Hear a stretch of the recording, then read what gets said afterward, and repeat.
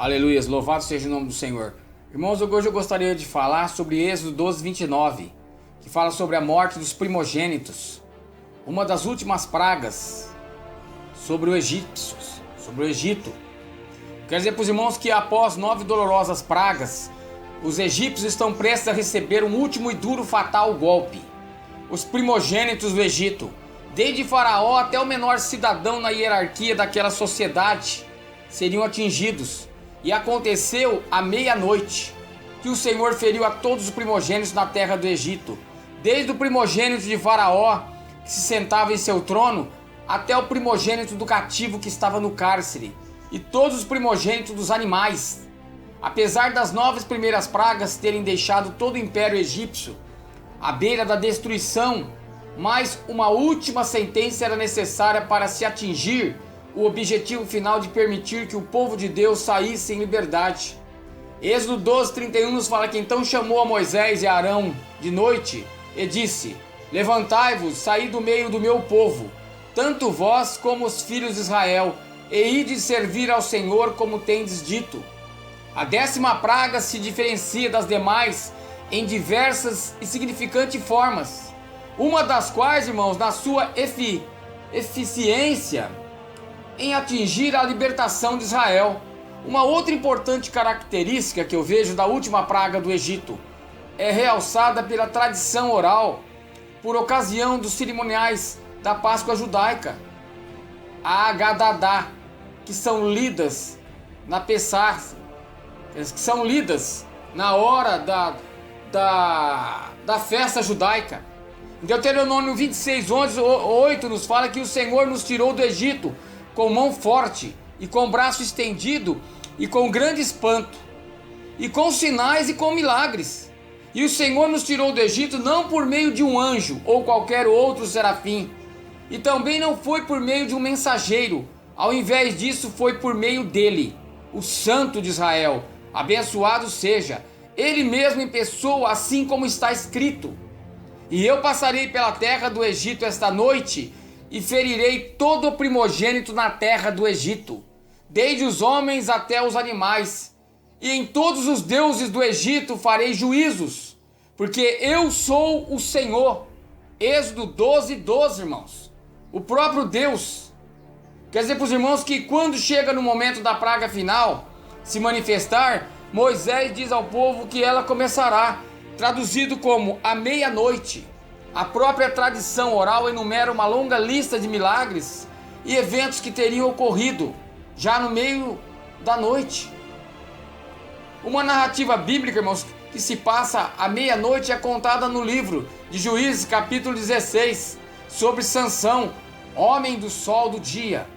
É significante dizer que a sua queda foi causada por uma mulher chamada Dalila, um nome que parece caracterizada como mulher da noite. E desse padrão não usual de linguagem vemos emergir lições muito valiosas para o nosso aprendizado.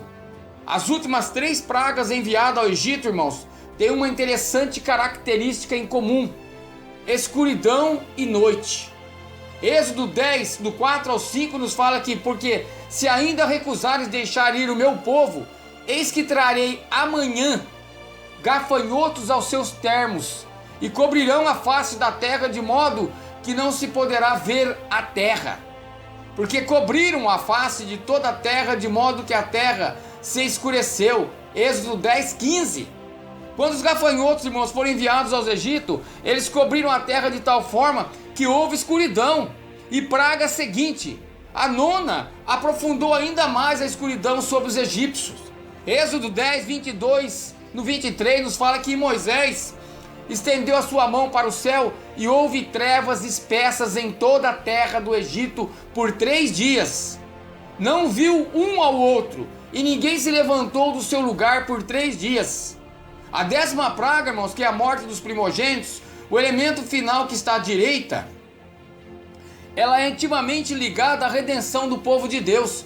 Aconteceu à meia-noite, em um momento simbólico, na hora em que as trevas reinam.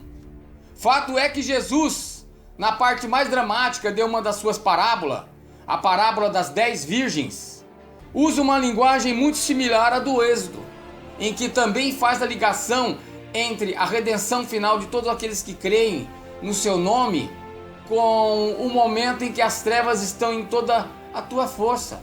Mateus 25, do 6 ao 7. Mas à meia-noite ouviu-se um clamor: aí vem o esposo, sai-lhe ao encontro. Então todas aquelas virgens se levantaram e prepararam as suas lâmpadas.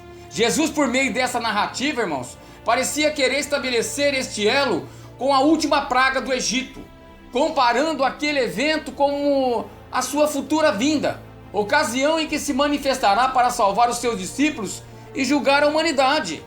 Também é interessante, irmãos, notar que naquela mesma noite os hebreus estavam vestidos e com seus calçados nos pés e com seus cajados nas mãos, mesmo estando dentro de suas casas, ou seja, eles estavam preparados, aguardando atentamente o momento da redenção. Olha, irmãos, esta é uma lição que fala de preparo e vigilância.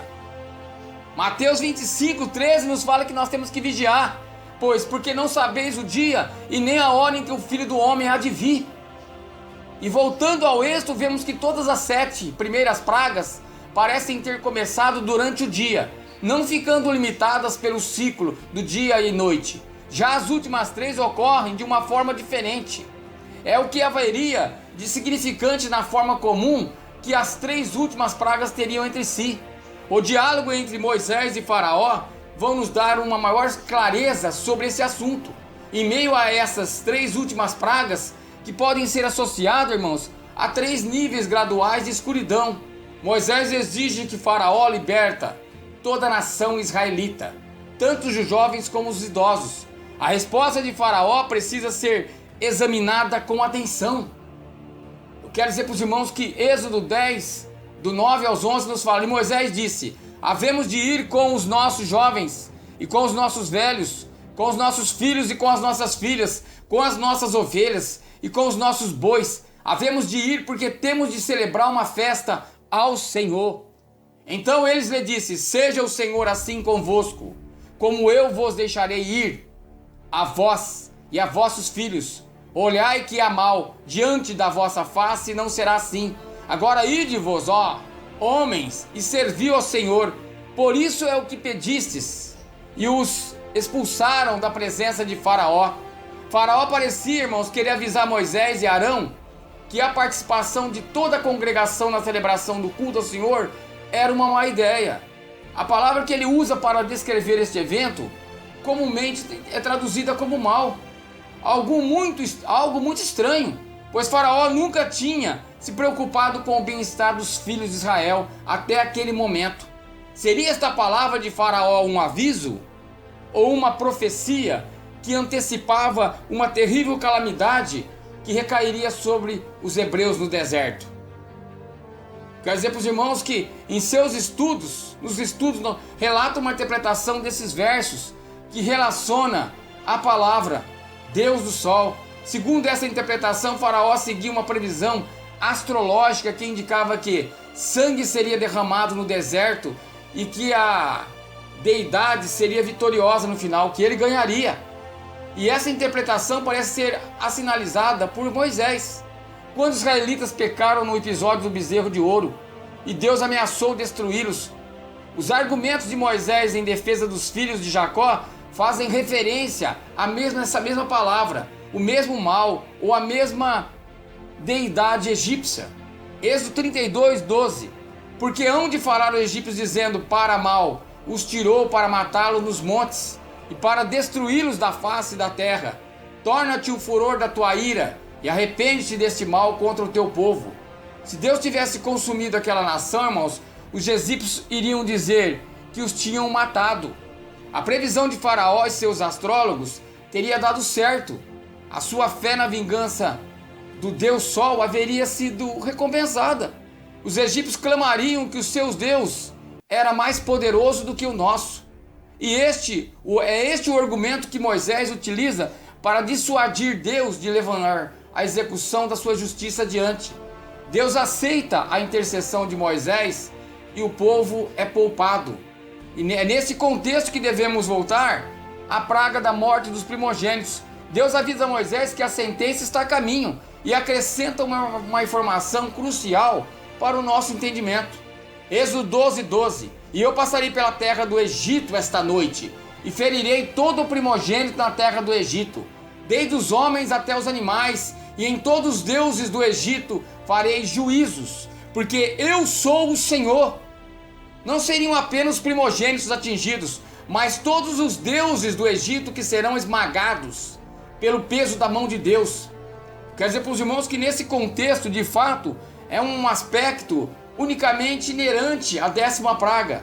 As deidades do Egito foram todas derrotadas. O Nilo era visto como um deus no Egito, considerado como fonte de vida, sustento, prosperidade. E as 3 primeiras pragas atingem diretamente o rio Nilo, algo de tremenda significância teológica para os egípcios. Moisés uma vez se dirigiu a Faraó em sua capacidade como o deus do Nilo. E no aspecto do poder de Faraó que Moisés foi enviado para falar com ele às margens do rio Nilo. Eu quero dizer para os irmãos que foi na sua total capacidade, como membro do panteão de Deus do Egito, que Faraó foi ameaçado com as pragas, e que ele respondeu invocando o poder de Ra. Ele não era um deus pequeno ou desconhecido no Egito. Ra era um deus do sol, o mais poderoso de todas as deidades egípcias. Por isso, juntamente com as últimas 3, as pragas devem ser entendidas como a derrota das maiores crenças da religião egípcia. Os gafanhotos tornaram o dia em noite, derrotando o Deus Sol. Logo em seguida, a praga das trevas aprofundou ainda mais a escuridão, acabando com o mito do Deus Sol completamente. 3 dias sem sol nem luz, arruinando a reputação de Ra. Agora a última praga lança seu ataque à meia-noite, com a morte dos primogênitos. Faraó capitula e o povo de Deus é liberto após 430 anos de escravidão. Seja como for, de dia ou à noite, à meia-noite ou à luz do dia, o Senhor, Ele é Deus e não há outro. E Ele há de vir mesmo que o reino das trevas esteja em toda a sua força à meia-noite. Ele prometeu, o noivo chegará, demonstrando que Ele era e que Ele é o mesmo Deus que uma vez derrotou os deuses egípcios, simbolizando os deuses desse mundo, e tornará a derrotá-los novamente, mas agora de uma vez por todas. Ele tem todo o poder, irmãos. Dia e noite, luz e trevas são apenas elementos sobre o seu domínio, o domínio de Deus. Isaías 45:7 nos fala que eu formo a luz e crio as trevas, eu faço a paz, eu crio o mal, eu, o Senhor, faço todas essas coisas. Isaías 45:7. Esse é o Deus que nós servimos. Aleluias.